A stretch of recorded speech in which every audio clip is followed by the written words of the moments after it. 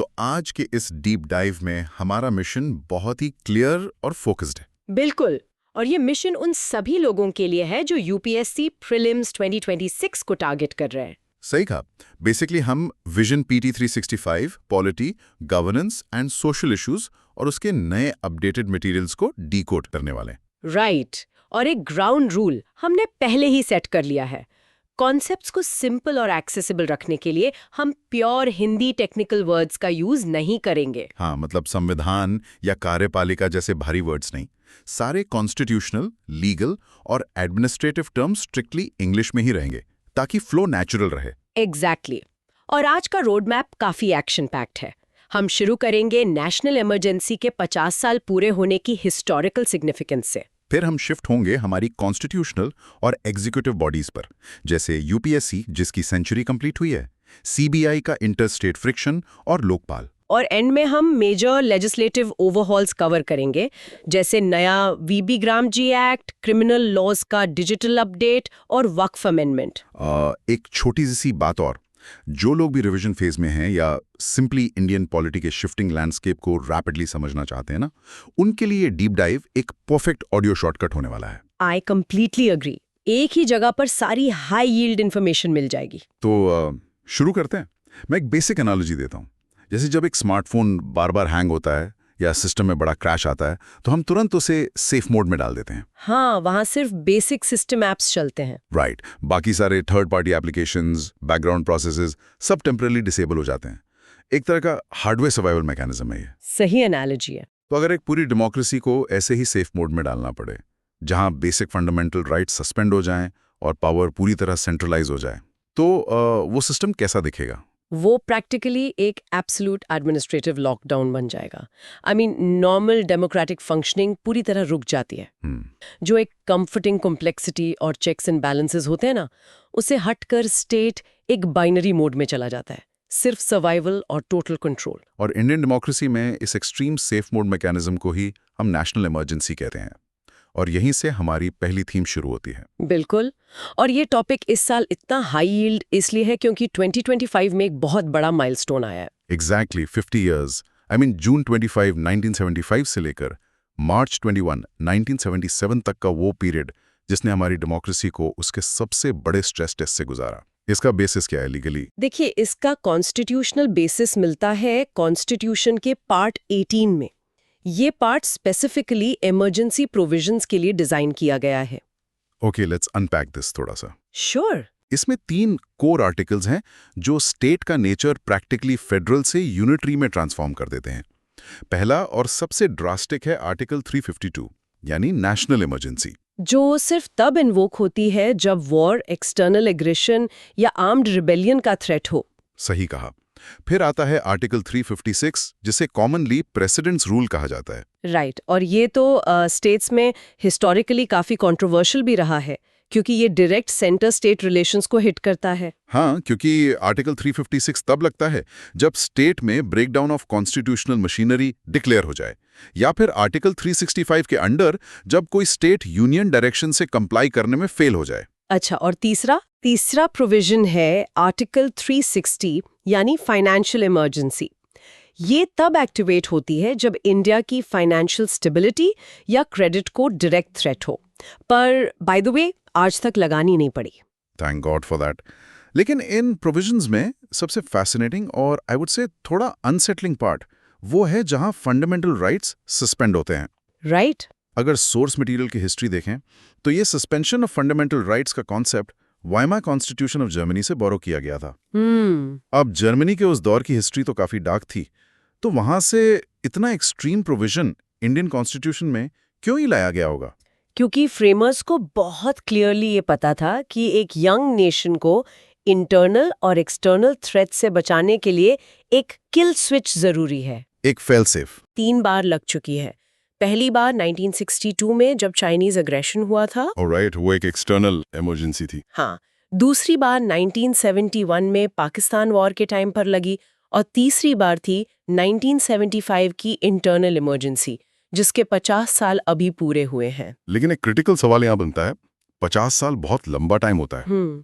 आज के इस रैपिडली चेंजिंग गवर्नेंस लैंडस्केप में एक सीरियस लर्नर के लिए इस 50 साल पुराने इवेंट को इतनी डिटेल में एनालाइज करना क्यों जरूरी है? क्योंकि देखिए ये प्योरली हिस्ट्री नहीं है, ये कॉन्स्टिट्यूशनल मैकेनिक्स का सबसे एक्सट्रीम टेस्ट केस है।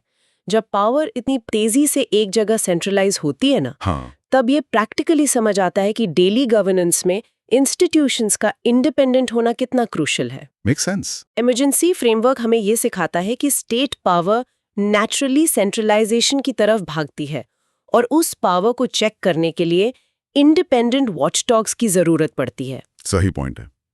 इस एक्सट्रीम सेंट्रलाइजेशन की मेमोरी ही शायद आज के कॉन्स्टिट्यूशनल सेफगार्ड्स को उनका ट्रू मीनिंग देती है।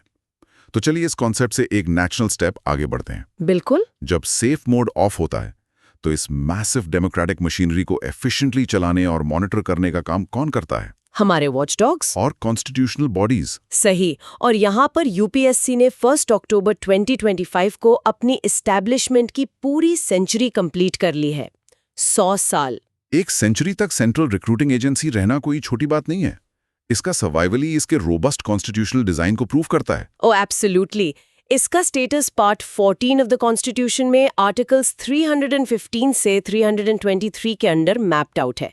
और इसमें एक छोटी सी डिटेल है जिसके डिजाइन को प्रैक्टिकली बहुत स्ट्रांग बनाती है, इसकी कॉम्पोजिशन।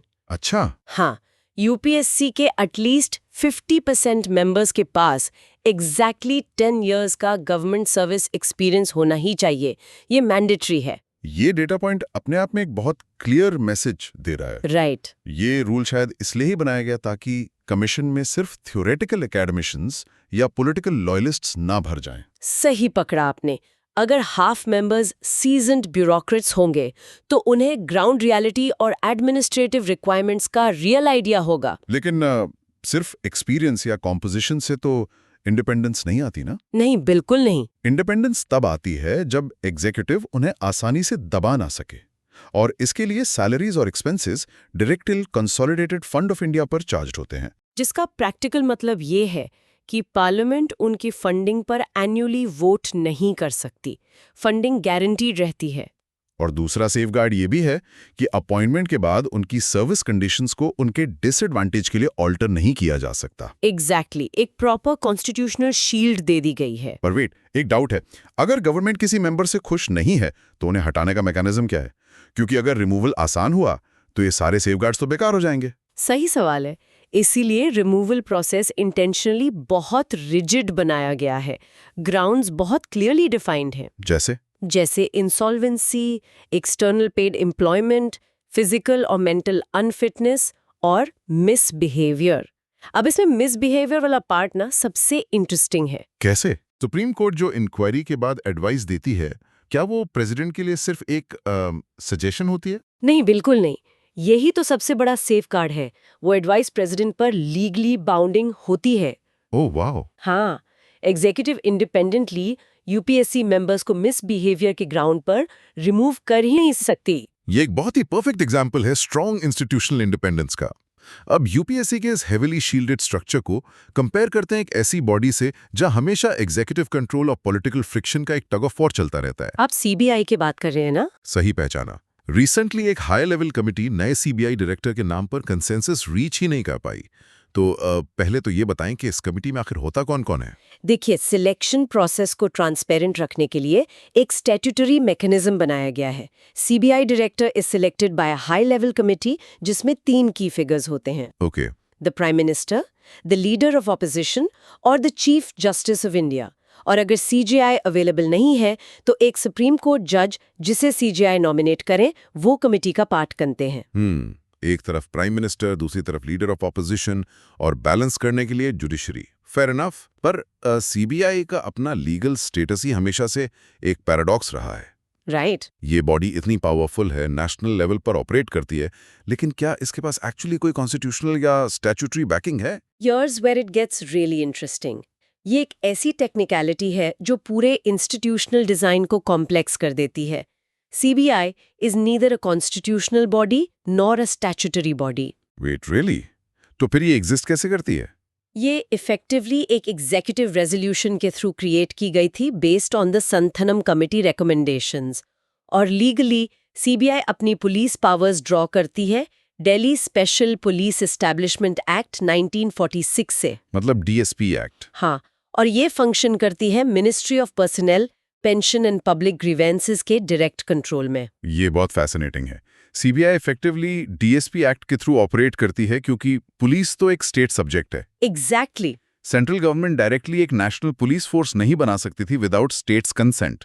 तो उन्होंने इस पुराने दिल्ली पुलिस एक्ट का यूज किया अपनी जुरिस्डिक्शन एक्सटेंड करने के लिए। राइट। और यही जुरिस्डिक्शन सेंटर और स्टेट्स के बीच सबसे बड़ा बैटल ग्राउंड बन जाता है। स्टेट्स सीबीआई को अपनी टेरिटरी में एंटर होने से ब्लॉक कैसे कर देते हैं? इसका mechanism section 6 of the DSP act में छुपाया हुआ है। ये सेक्शन स्टेट गवर्नमेंट्स को पावर देता है कि वो सीबीआई को अपनी टेरिटरी में इन्वेस्टिगेट करने के लिए कंसेंट दे या डिनाई करे। और ये कंसेंट दो तरह का होता है, राइट? जनरल और स्पेसिफिक। हाँ, बिल्कुल। अगर इसको एक बेसिक एनालॉजी से समझें तो जनरल कंसेंट का मतलब है कि स्टेट ने सीबीआई को अपने घर की चाबी दे दी है। सीबीआई जब चाहे आ सकती है इन्वेस्टिगेशंस के लिए, उन्हें बार बार परमिशन नहीं चाहिए। सही है। लेकिन स्पेसिफिक कंसेंट का मतलब है कि स्टेट ने वो चाबी वापस ले ली। अब सीबीआई को हर एक नए केस के लिए आने से पहले बेल बजाकर ऑफिशियली परमिशन लेनी पड़ेगी। ये एनालॉजी कंप्लीटली एक्यूरेट है। जब स्टेट्स जनरल कंसेंट विड्रॉ कर लेती हैं तो सीबीआई को हर केस के लिए फ्रेश स्पेसिफिक कंसेंट अप्लाई करना पड़ता है, जिससे नेचुरली डिलेज होते हैं और फ्रिक्शन बढ़ता है। पर इन डोमेस्टिक पॉलिटिक्स के बावजूद हम देख रहे हैं कि सीबीआई की ऑपरेशनल कैपेबिलिटी ग्लोबल स्केल पे मैसिवली एक्सपैंड हुई है। ओह एब्सोल्युटली। डोमेस्टिक बाउंड्रीज के आगे उनका इंटरनेशनल मैंडेट काफी रैपिडली बढ़ रहा है। हाँ, सोर्स मटेरियल में कुछ रीसेंट ग्लोबल ऑपरेशंस का जिक्र है, जैसे ऑपरेशन हॉक 2025, ऑपरेशन मेघ चक्र 2022 और ऑपरेशन कार्बन 2021। इन स्टिंग्स का एग्जैक्टली फोकस क्या था? ये ऑपरेशंस एक्चुअली हाईलाइट करते हैं कि डिजिटल एज में क्राइम बॉर्डरलेस हो चुका है। ये तीनों ऑपरेशंस हाईली स्पेशलाइज्ड थे। किस चीज के लिए? इनका एम था ग्लोबल साइबर क्राइम नेटवर्क्स को डिसमेंटल करना, स्पेशली वो सिंडिकेट्स जो online sexual exploitation of children में इन्वॉल्व थे। इंटरपोल की नोडल एजेंसी होने के नाते सीबीआई अब मैसिव इंटरनेशनल इन्वेस्टिगेशंस कोऑर्डिनेट करती है। The paradox of the CBI. एक तरफ स्टेट बॉर्डर्स क्रॉस करने के लिए उन्हें स्पेसिफिक परमिशन चाहिए और दूसरी तरफ इंटरनेशनल बॉर्डर्स पर साइबर सिंडिकेट्स को बस्ट कर रहे हैं। एग्जैक्टली। एक अजीब सा कॉन्ट्रास्ट है। अब वॉचडॉग्स की बात हो ही रही है, तो जब सीबीआई जैसी एजेंसीज पॉलिटिकल फ्रिक्शन में फंस जाती हैं, तो एक्चुअली टॉप टियर करप्शन को इफेक्टिवली कौन मॉनिटर करता है? इस गैप को फिल करने के लिए ही लोकपाल डिजाइन किया गया था। पर प्रैक्टिकली लोकपाल का इंक्वायरी जुरिस्डिक्शन कितना वास्ट है? What's fascinating here is कि लोकपाल का दायरा सरप्राइजिंगली कॉम्प्रहेंसिव है। ये हमारे एंटी करप्शन फ्रेमवर्क का प्रैक्टिकली एपेक्स पॉइंट है। ओहो। टॉप लेवल पर प्राइम मिनिस्टर, यूनियन मिनिस्टर्स और मेंबर्स ऑफ पार्लियामेंट सब इसके जुरिस्डिक्शन में आते हैं। Oh wow. और ब्यूरोक्रेट्स, हाँ, union government officials under groups A, B, C और डी भी, इन सब पर करप्शन एलिगेशंस की इंक्वायरी की अथॉरिटी इनके पास है। लेकिन सिर्फ गवर्नमेंट ऑफिशियल्स ही नहीं ना, एक और कैटेगरी है जो नॉर्मली इन अकाउंटेबिलिटी डिस्कशंस में हम मिस कर जाते हैं, एनजीओज और प्राइवेट ट्रस्ट्स। राइट। और ये एक बहुत ही क्रूशल मैकेनिज्म है शैडो लॉबिंग और बैकडोर फंडिंग को रोकने के लिए। कैसे काम करता है ये? ऐसी कोई भी सोसाइटी, ट्रस्ट या बॉडी जो साल में मिनिमम 10 लाख रुपीस का फॉरेन कंट्रीब्यूशन रिसीव करती है, वो ऑटोमेटिकली लोकपाल के एंटी करप्शन रेडार पर आ जाती है। 10 लाख या उससे ज्यादा? हाँ, ये इफेक्टिवली इंश्योर करता है कि सिविल सोसाइटी के नाम पर आने वाला foreign fund strictly public scrutiny के अंडर रहे। Make sense. तो ये थी हमारी एडमिनिस्ट्रेटिव इंजन्स और वॉचडॉग्स की रियलिटी। अब अपना लेंस थोड़ा शिफ्ट करते हैं सोसाइटी के उस इंफ्रास्ट्रक्चर पर जिससे एक्चुअली लॉज और पॉलिसीज जमीन पर डिलीवर होती हैं। आई थिंक आप नए लॉज की बात कर रहे हैं। 2025 में हमने मैसिव लेजिस्लेटिव रिप्लेसमेंट्स देखे हैं। बिल्कुल। और सबसे ग्राउंड ब्रेकिंग शिफ्ट हुआ है रूरल डेवलपमेंट इकोनॉमिक्स में। पिछले 2 डेकेड से पॉवर्टी एलिविएशन का प्राइमरी पिलर रहा MGNREGA अब ऑफिशियली रिप्लेस हो चुका है। हाँ, ये एक बहुत बड़ा मूव है। The new act is the विकसित भारत गारंटी फॉर रोजगार एंड आजीविका मिशन, ग्रामीण एक्ट 2025, जिसे शॉर्ट में वीबी ग्राम जी कहा जा रहा है। और ये सब्स्टिट्यूशन सिर्फ एक कॉस्मेटिक नेम चेंज नहीं है, ये प्रॉपर्ली रूरल लेबर इकोनॉमिक्स को परमानेंटली रीस्ट्रक्चर करने का अटेम्प्ट है। सबसे डायरेक्ट चेंज तो वेज एम्प्लॉयमेंट गारंटी में ही हुआ है ना। राइट। पुराने 100 डेज की सीलिंग को हटाकर अब एलिजिबल रूरल हाउसहोल्ड्स के लिए 125 days of guaranteed veg employment statutory कर दिया गया है। तो 25 डेज का direct jump in guaranteed veg labour. लेकिन MGNRAGA का एक सबसे बड़ा क्रिटिसिज्म हमेशा से ये रहा था कि वो एग्रीकल्चरल प्रोडक्टिविटी को हर्ट करता था। सही बात है। जब किसान को सोइंग या हार्वेस्ट टाइम पर खेतों में लेबर चाहिए होती थी तो maximum labour force public work sites पर ऑक्यूपाइड रहती थी। क्या इस नए एक्ट ने इस कोर इकोनॉमिक फ्रिक्शन को एड्रेस किया है? यही VGRNG का सबसे इनोवेटिव पॉलिसी इंटरवेंशन है एक्चुअली। इस एक्ट में ऑफिशियली स्टेट्स को पावर दी गई है to pause works for up to 60 days during peak agricultural seasons. Wait, ये कमाल का आइडिया है ना? जब खेतों में मैक्सिमम काम होगा तब पब्लिक वर्क्स हॉल्ट हो जाएंगे ताकि local farm labour supply chain disrupt ना हो। एक स्मार्ट बैलेंस। लेबर को 125 दिन का गारंटीड काम भी मिलेगा और फार्मर को पीक सीजन में लेबर की शॉर्टेज भी फेस नहीं करनी पड़ेगी। एग्जैक्टली। पब्लिक एम्प्लॉयमेंट और प्राइवेट फार्मिंग के बीच का क्लैश ही सॉल्व कर दिया। और इन सारे नए प्रोजेक्ट्स की प्लानिंग कैसे होगी? क्योंकि पुराना जो मैनुअल रजिस्टर सिस्टम था वो बहुत इनएफिशिएंट और करप्ट था। प्लानिंग स्ट्रक्चर अब पूरी तरह से डिजिटाइज्ड और सेंट्रलाइज्ड हो रहा है। अब ग्राम पंचायत अपने लेवल पर विकसित ग्राम पंचायत प्लान्स बनाएंगी। ओके। लेकिन अपग्रेड ये है कि ये लोकल प्लान्स फॉर्मली PM गति शक्ति और नेशनल स्पेशल सिस्टम्स के साथ इंटीग्रेट किए जाएंगे। ओह, मतलब प्योर टेक ग्रिड के साथ। राइट। एक नया विकसित Bharat national rural infrastructure stack बनेगा जो वाटर सिक्योरिटी और क्लाइमेट रेजिलियंस प्रोजेक्ट्स को ट्रैक करेगा बायोमेट्रिक्स और GIS प्लानिंग के थ्रू। यानी लोकल नीड्स को कंप्लीटली टेक्नोलॉजी के थ्रू एक सेंट्रलाइज्ड ग्रिड में मैप कर दिया गया है। गवर्नेंस स्ट्रिक्टली डिजिटल रियलिटीज के साथ सिंक हो रही है। और एक्चुअली यही एग्जैक्ट थीम हमें क्रिमिनल लॉज के मेजर ओवरहॉल में भी मिलती है। हाँ, जो लॉज कोलोनियल एरा के सोसाइटल नॉर्म्स पर बेस थे उन्हें 21st सेंचुरी टेक लैंडस्केप के हिसाब से पूरी तरह रीराइट किया गया है। एविडेंस एडमिसिबिलिटी का स्पेसिफिकली नया फ्रेमवर्क क्या है? ब्रिटिश एरा का the Indian evidence act of 1872 अब ऑफिशियली आउटडेटेड हो चुका था। उसे द भारतीय साक्ष्य अधिनियम 2023 से रिप्लेस किया गया है। Right, BSA 2023। इसका प्राइमरी ऑब्जेक्टिव है कोर्ट्स में डिजिटल और इलेक्ट्रॉनिक एविडेंस को फिजिकली प्रोड्यूस डॉक्यूमेंट्स के बिल्कुल बराबर एडमिसिबिलिटी देना। और IPC और CRPC का क्या स्टेटस है?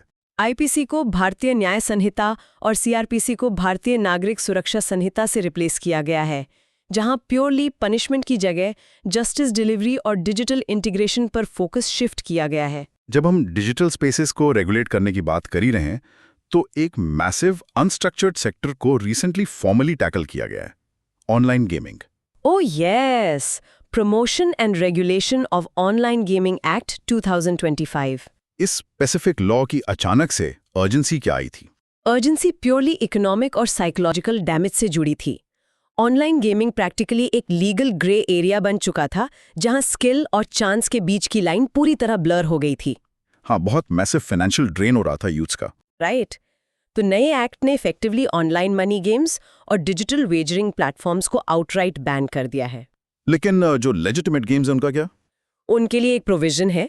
जो games strictly purely skill based हैं उनके प्रमोशन और रेगुलेशन के लिए एक clear safe harbour framework establish किया गया है। डिजिटल इकोसिस्टम्स की इस सफाई के बाद चलिए एक और क्रूशियल लेजिस्लेटिव टॉपिक पर चलते हैं जो रिसेंटली काफी डिस्कोर्स जनरेट कर रहा है, द वक्फ अमेंडमेंट एक्ट 2025।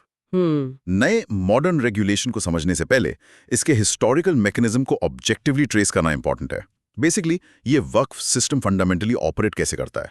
देखिए, एक प्योरली ऑब्जेक्टिव लीगल डेफिनेशन के अकॉर्डिंग वक्फ एक चैरिटेबल एंडाउमेंट है। ओके। इस प्रोसेस में कोई भी इंडिविजुअल वॉलंटरीली अपनी प्रॉपर्टी या लैंड डोनेट करता है, जनरली रिलीजियस या सोशल वेलफेयर पर्पसेस के लिए, जैसे मॉस्क्स, एजुकेशनल इंस्टीट्यूट्स या ऑर्फनेजेस एस्टैब्लिश करना। सही। और इसकी लिंक सीधा हदीस से आती है। अगर इसका ओरिजिन हिस्टोरिकल है तो क्या 8th या 9th सेंचुरी इंडिया में इन मासिव प्रॉपर्टीज को मैनेज करने का कोई सिस्टमैटिक एडमिनिस्ट्रेशन एग्जिस्ट करता था? हाँ, हिस्टोरिकल रिकॉर्ड्स एक्चुअली बताते हैं कि 8th सेंचुरी CE के आसपास इंडिया में जब ये वक्फ प्रॉपर्टीज डोनेट होती थी तो उन्हें मैनेज करने के लिए प्रोविंशियल और डिस्ट्रिक्ट लेवल्स पर ऑफिशियली ऑफिसर्स अपॉइंट किए जाते थे। और इन एडमिनिस्ट्रेटिव ऑफिसर्स को क्या कहते थे? उन्हें उस वक्त सदर कहा जाता था। अब ये जो नया अमेंडमेंट एक्ट आया है ये एसेंशियली इन्हीं सेंचुरीज ओल्ड लैंड बैंक्स और उनके स्ट्रक्चर्स को आज के modern legal frameworks, registration processes और कंप्लायंस मैकेनिज्म्स के साथ अलाइन करने का अटेम्प्ट है। Fair enough.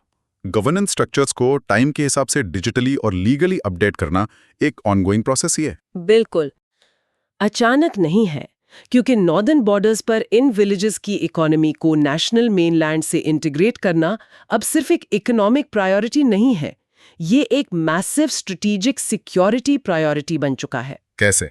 VVP2 का मेन फंक्शन है रिवर्स माइग्रेशन इनकरेज करना। अगर बॉर्डर एरियाज इकोनॉमिकली वाइब्रेंट होंगे, वहां रोड, हाई स्पीड इंटरनेट और लाइवलीहुड होगा। तो लोग वापस वहां बसेंगे? एग्जैक्टली। और जब वहां पॉपुलेटेड सेटलमेंट्स होंगे तो वो ऑटोमेटिकली बॉर्डर सिक्योरिटी ग्रिड का एक नेचुरल और एक्टिव एक्सटेंशन बन जाते हैं। So what does this all mean? इस पूरे डिस्कशन से हमारी कोर ऑब्जर्वेशन क्या निकलती है? आप बताएं। हमने एक सेफ मोड की एनालॉजी से शुरुआत की थी। इमरजेंसी के टाइम स्टेट का टोटल सेंट्रलाइजेशन।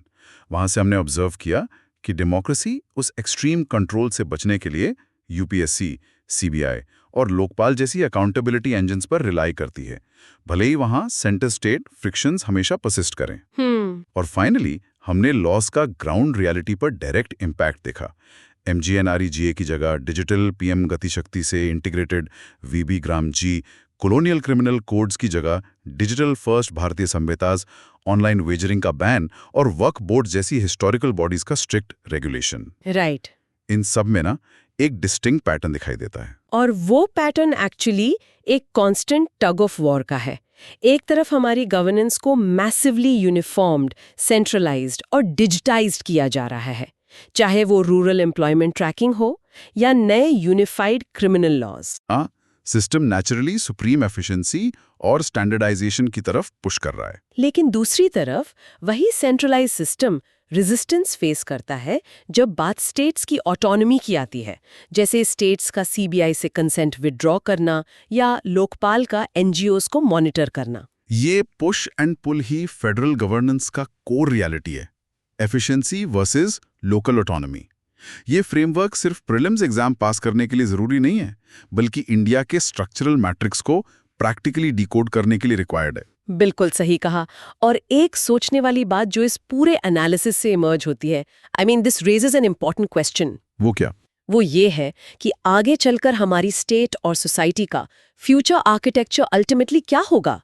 टेक्नोलॉजी और डिजिटल इंटीग्रेशन एडमिनिस्ट्रेशन में स्पीड और ट्रांसपेरेंसी तो पक्का लाते हैं, लेकिन जब हर एक चीज रूरल लेबर से लेकर लीगल एविडेंस तक डिजिटली एक जगह सेंट्रलाइज हो रही है, तो इसका सेंटर स्टेट रिलेशंस और स्पेसिफिकली फिस्कल फेडरलिज्म पर लॉन्ग टर्म इम्पैक्ट क्या बनेगा? ये बहुत ही प्रोफाउंड सवाल है।